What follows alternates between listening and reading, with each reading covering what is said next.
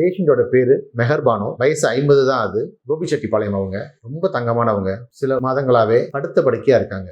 கிட்டத்தட்ட 3 மாசமா கம்ப்ளீட்டா பெட்ரிடனா இருக்காங்க. ரொமட்டாய்டு ஆர்த்ரைட்டிஸ் இந்த பிரச்சனைனால 5 வருஷமா பாதிக்கப்பட்டிருக்காங்க. 3 வருஷமா ரொம்ப சிவியரா பாதிக்கப்பட்டு அப்படியே போக போக போக சுத்தமா நடமாட்டமே இல்லாம போயிடுச்சு. ஒரு வாக்கர் வச்சு நடந்துட்டு இருந்தவங்க சுத்தமா நடமாட்டமே இல்லாம போயிடுச்சு. அவங்களுக்கு 2 கால்லையுமே சிவியரான முழங்கால் வலி, முழங்கால் தேய்மானம் இந்த முடக்குவாதத்தினால. கிட்டத்தட்ட ஆபரேஷன் தான் அப்படின்ற மாதிரியான சிச்சுவேஷன் 2 முழங்காலுமே வந்துருச்சு. ஸ்பைன்லயும் L4 L5 லெவல்ல கிரேட் 1 ஆன்டீரோலிஸ்டிசிஸ், அதாவது எலும்பு ஸ்பைன்ல எலும்பு ஒன்னன் கீழ் ஒன்னு விலகி இருக்கு. L4 L5 லெவல்ல எலும்பு விலக ஆரம்பிச்சிருச்சு.